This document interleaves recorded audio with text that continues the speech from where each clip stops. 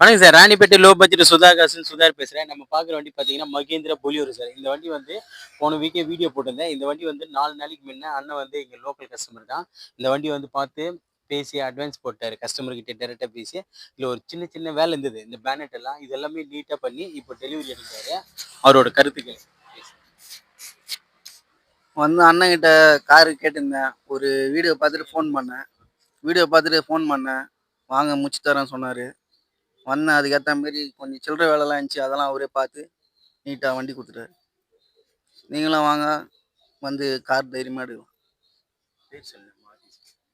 அந்த ராணிப்பேட்டை சுதா கார்ஸ்.